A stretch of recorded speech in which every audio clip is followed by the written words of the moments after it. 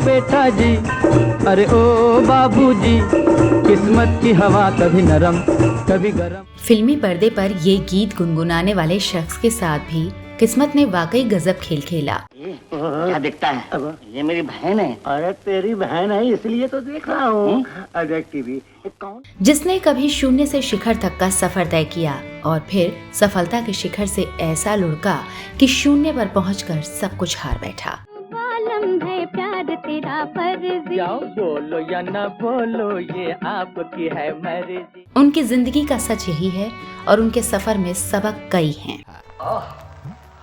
बहुत जरूरत, thank you. मुझे गाने की इतनी जरूरत नहीं थी जितनी। मेहनत से सबसे ऊंचा मुकाम हासिल करना और कामयाबी के नशे में तरक्की के सबसे ऊंचे मुकाम से नाकामी के गर्त में कूद जाना। तुम अरबों का हेर फेर करने वाले राम जी, 1.25 लाख की लॉटरी। यही वजह है कि 75 साल बाद आज भी उनकी मिसालें दी जाती हैं।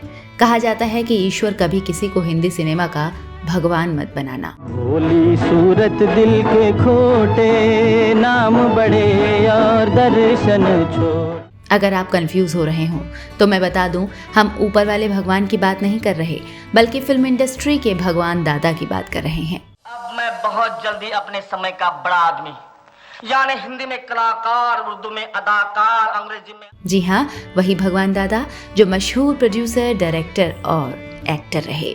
शोला जो भड़के दिल मेरा धड़के, शोला जो भड़के दिल मेरा। वो मुंबई के दादर के चौल में रहकर मिल में मजदूर की नौकरी करते थे। फिल्म इंडस्ट्री में आए तो ऐसी तरक्की मिली कि मुंबई में 25 कमरों वाला बंगला खरीद कर रहने लगे। 7 लग्जरी कारें थी। सप्ताह में हर दिन अलग अलग गाड़ी से स्टूडियो जाया करते थे। सच कहता हूँ, मैंने आज तक हजामत नहीं की। नाजुक उंगली तो रोज सुबह हजामत होती है। फिर ऐसे डूबते चले गए कि फिर उसी दादर की चौल में बेहद बुरे हालात में उनका अंत हुआ। जिस भगवान दादा की कभी तूती बोलती थी, जिसके रहमो करम पर फिल्म इंडस्ट्री में ना जाने कितने ही कलाकारों का नसीब चमका, लेकिन उनके बुरे वक्त में कुछ एक लोगों को छोड़कर किसी ने साथ नहीं दिया। बहुत दिनों की बात था, एक मजनू और एक लैला, आ बैठे थे तीर नजर का दोनों पहला। कभी कहा जाता था कि भगवान दादा की शराब की बोतलें बेचने वाला भी लखपति हो सकता था। उसी भगवान दादा को कभी पाई के लिए क्यों मोहताज होना पड़ा। जब दुनिया मेरे सामने अपना सर झुकाएंगी तो मैं तुम्हारे सामने अपना सर झुकाने जरूर आऊंगा। मुझे आशीर्वाद दो माँ।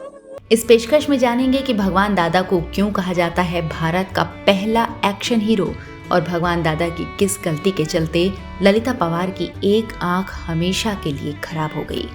साथ ही जानेंगे कि वो कौन सी गलती थी जिसकी वजह से सबसे कामयाब होकर वो सबसे नाकाम और मजबूर शख्स कैसे बन गए। अबे वो जमींदार के साले, ये बाप का माल समझा है क्या? पहला ऐसा बाकी है। अबे ओ बारिश में हीरोइन पर पेड़ से असली नोटों की बारिश कराने वाला शख्स भिखारी जैसे हालात में कैसे पहुंच गया, इसकी भी एक सबक लेने वाली कहानी है। घड़ी घड़ी खिड़की में खड़ी, तुम तीर चलाना छोड़ दो। नमस्कार, प्रणाम, आभार। आप देख रहे हैं behind the camera with RJ Kangana और बात हो रही है मशहूर प्रोड्यूसर, डायरेक्टर और एक्टर भगवान दादा की।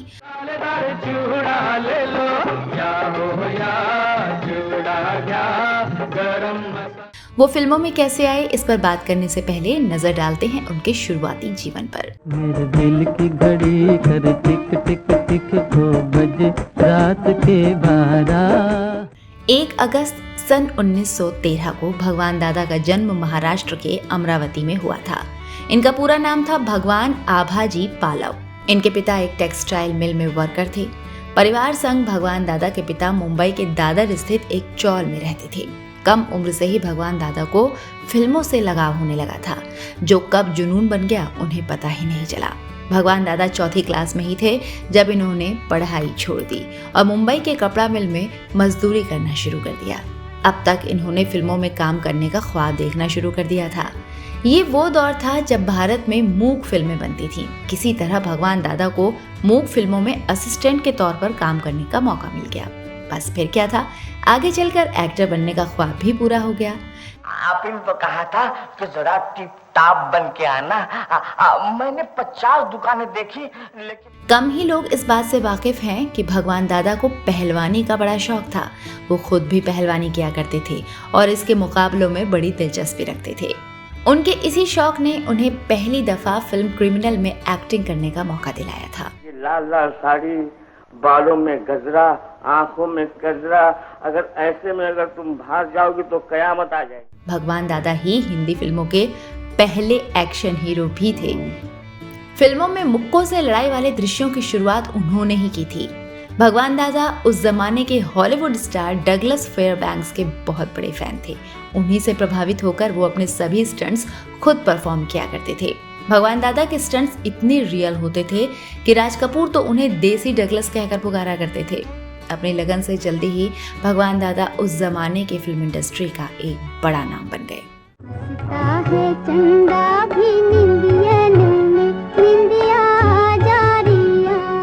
एक्टिंग के साथ साथ भगवान दादा ने फिल्म मेकिंग भी सीखी। एक्टिंग के साथ वो कम बजट की एक्शन स्टंट फिल्में बनाते थे। उन फिल्मों का डायरेक्शन भी वो खुद करते थे और उनमें एक्टिंग भी।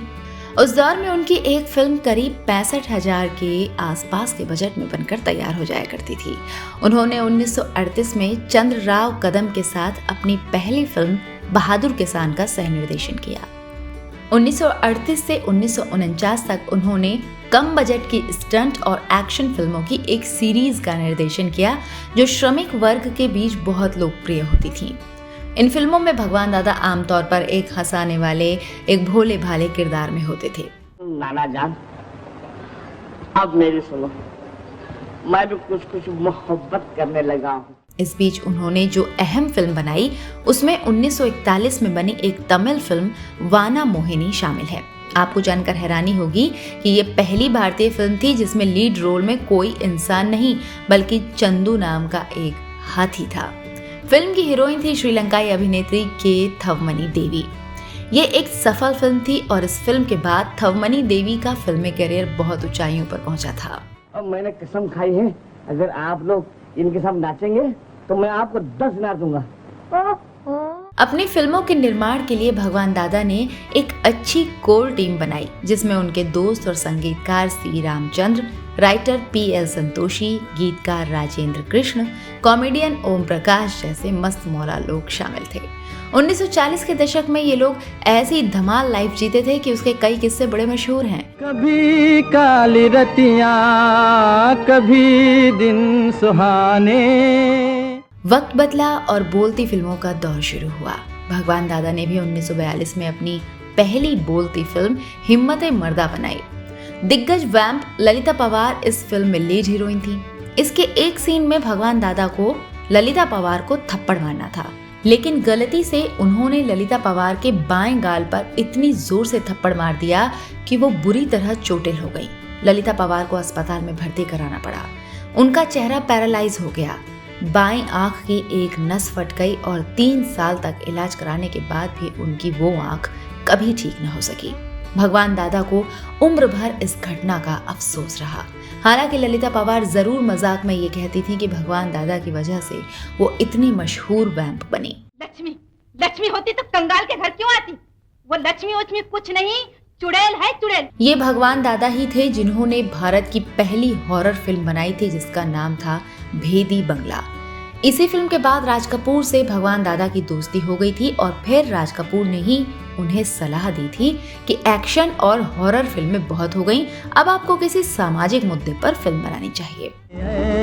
इश्क तेरा अफसाना शमा पे आया लेके दिल का नजराना। एक दिन चर्च गेट के एक मैखाने में संगीतकार सी रामचंद्र और भगवान दादा बैठे हुए थे। दोनों ने एक फिल्म बनाने का प्लान किया। नाम रखा गया अलबेला। फिल्म में हीरोइन के तौर पर गीता बाली को लिया गया। इस फिल्म में भी फिर वही टीम, डायरेक्टर, प्रोड्यूसर और एक्टर भगवान दादा, गीतकार राजेंद्र कृष्ण, सिंगर लता मंगेशकर और संगीतकार सी रामचंद्र। फिल्म बनकर तैयार हुई तो इसने कामयाबी के रिकॉर्ड बना डाले। यही वो फिल्म थी जिसके जरिए कई लोगों के करियर ने नई उड़ान भरी। फिल्म के सारे गीत राजेंद्र कृष्ण के थे और संगीत रामचंद्र का। इसके गाने एक से बढ़कर एक थे। सारे गाने सुपर हिट हुए, खासकर शोला जो भड़के, भोली सूरत दिल के खोटे ने धूम मचा दी। किसने पुकारा, दिल में उतर गया किसका इशारा, नैनों में कजरा होठों पे लाली, हाथ में कंगन कान में वाली।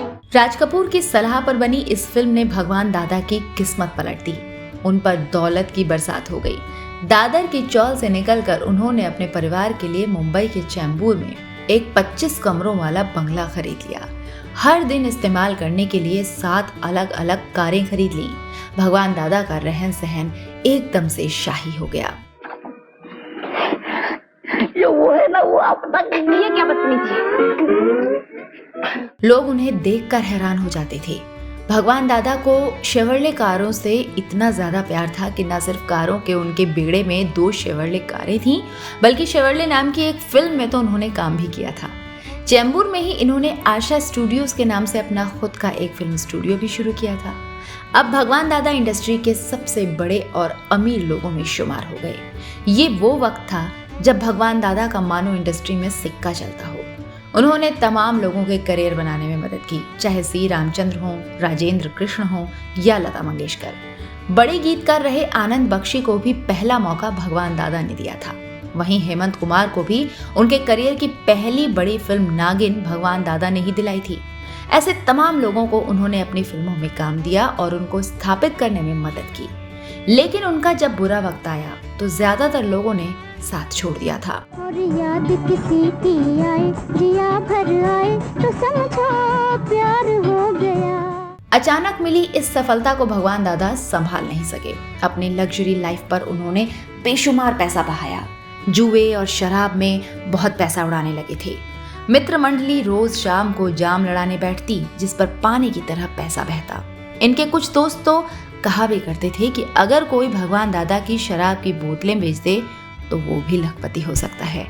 कहा तो ये भी जाता है कि अपनी एक फिल्म की शूटिंग के दौरान हीरोइन पर पैसों की बारिश वाले सीन के लिए इन्होंने असली नोटों की बरसात की थी। पैसों की फिजूल खर्ची और कामयाबी के नशे में वो ऐसे डूबते चले गए कि उन्हें सही गलत का एहसास ही नहीं रहा। लोगों ने भगवान दादा और उनके पैसे का भरपूर फायदा उठाया। लेकिन जब बुरा वक्त आया तो सी रामचंद्र को छोड़कर ज्यादातर लोगों ने उनका साथ छोड़ दिया। भूल के पहलू में हो लंगूर खुदा की कुदरत। अलबेला की कामयाबी के बाद भगवान दादा ने झमेला और लाबेला नाम से 2 और फिल्में भी बनाई, लेकिन ये फिल्में फ्लॉप हो गईं। उन्हें काफी नुकसान उठाना पड़ा। जिस फिल्म ने भगवान दादा को अर्श से वापस फर्श पर लाकर पटक दिया था, उसका नाम था हंसते रहना। भगवान दादा ने किशोर कुमार को इस फिल्म में लीड रोल में कास्ट किया था। इस फिल्म को बनाने के लिए भगवान दादा ने अपनी सारी पूंजी लगा दी, अपनी पत्नी के गहने तक बेच दिए, लेकिन ये फिल्म कभी पूरी नहीं हो सकी। कहा जाता है कि किशोर कुमार ने इस फिल्म की शूटिंग के दौरान इतने नखरे दिखाए कि भगवान दादा को ये फिल्म बंद करनी पड़ी और उन्हें बेतहाशा घाटा भी उठाना पड़ा। दूसरी तरफ जुए और शराब की बुरी लत के चलते भी भगवान दादा की आर्थिक स्थिति बहुत ज्यादा खराब हो चुकी थी। अब हालात इतने खराब हो गए कि भगवान दादा को 25 कमरों वाला अपना बंगला बेचना पड़ा। कारों का पूरा बेड़ा भी बिक गया और आशा स्टूडियो भी। इंडस्ट्री का भगवान अब भिखारी जैसे हालात में पहुंच चुका था। रहने की कोई जगह नहीं बची तो वापस दादर वाली अपनी चौल में आकर रहने लगे। निकले घर से एक्टर होने, बाहर किस्मत। भगवान दादा अब अपने बेहद बुरे वक्त से गुजर रहे थे। एक दौर में लोग इनके आगे पीछे मंडराया करते थे, अब वो अकेले थे। कुछ तो ऐसे भी थे जिन्होंने भगवान दादा से उधार लेकर फिर कभी नहीं लौटाया था। बढ़ती उम्र के कारण उनका शरीर साथ छोड़ने लगा था। वो कई दफा दादर वाली अपनी चौल के बाथरूम में फिसल कर गिरे और घायल भी हुए थे। इस चौल में उनके साथ एक बेटी और एक बेटा रहा करते थे। बेटी की उस वक्त शादी नहीं हुई थी और बेटा फिल्म इंडस्ट्री में असिस्टेंट कैमरामैन के तौर पर काम करता था। चौल के एक बड़े कमरे को एक दीवार के जरिए 2 छोटे कमरों में तब्दील कर लिया गया था। ऐसा इसलिए ताकि बेटे और उसकी पत्नी को प्राइवेसी मिल सके। मन की गोद में जैसे गुलाब सोया। भगवान दादा के मुश्किल वक्त में बॉलीवुड इंडस्ट्री के कुछ एसोसिएशंस ने मदद का हाथ बढ़ाया। सिने आर्टिस्ट एसोसिएशन की तरफ से 3,000 रुपए महीना और Indian motion picture producers association की तरफ से 5,000 रुपए महीना की मदद भगवान दादा को मिला करती थी। इसके अलावा कई कलाकार ऐसे भी थे जो निजी तौर पर भगवान दादा की मदद किया करते थे। मेरी जा प्यार में घर बार भी नीलाम होता है, मेरी जा प्यार। जानकार कहते हैं कि भगवान दादा को सबसे ज्यादा इस बात का दुख था कि उनके परिवार के लोगों ने भी बुरे वक्त में उनके साथ गैरों की तरह बर्ताव किया था। अपनों से मिले इसी गम के साथ 4 फरवरी 2002 को भगवान दादा ने दादर की अपनी चौल में 88 साल की उम्र में अपनी आखिरी सांस ली थी। इन्हें हार्ट अटैक आया था। भगवान दादा की डांसिंग स्टाइल के आज भी लाखों लोग दीवाने आपको मिल जाएंगे। फिल्म इंडस्ट्री में तो कोरियोग्राफर उनके डांस मूव्स को भगवान दादा मूव्स कहते हैं। अमिताभ बच्चन, गोविंदा और मिथुन जैसे स्टार्स ने भी डांस के लिए भगवान दादा से प्रेरणा ली।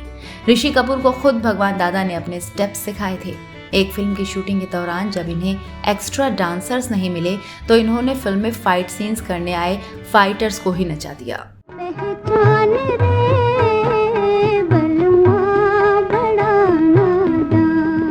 भगवान दादा का डांस लोगों को कितना पसंद था, इसका अंदाजा आप ऐसे लगाइए कि जब वो वापस दादर में अपनी चौल में आकर रहने को मजबूर हुए तो गणपति सेलिब्रेशन के दौरान इनके घर की तरफ से गुजरने वाले सभी जुलूस इनकी चौल लालू भाई मेंशन के सामने जरूर रुकते थे। इनका सुपरहिट सॉन्ग भोली सूरत दिल के खोटे बजाया जाता था और लोग दादा से बाहर आकर अपना डांस दिखाने की फरमाइश करते थे।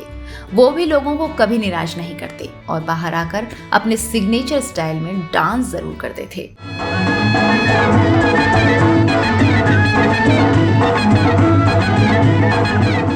लाखों दिलों पर राज करने वाले भगवान दादा के बारे में एक रोचक तथ्य ये था कि ये खड़े खड़े ही अपनी नींद पूरी कर लिया करते थे, वो भी खुली आंखों के साथ। जो लोग इन्हें खड़े हुए और खुली आंखों के साथ सोते हुए देखते थे वो हैरान रह जाते थे।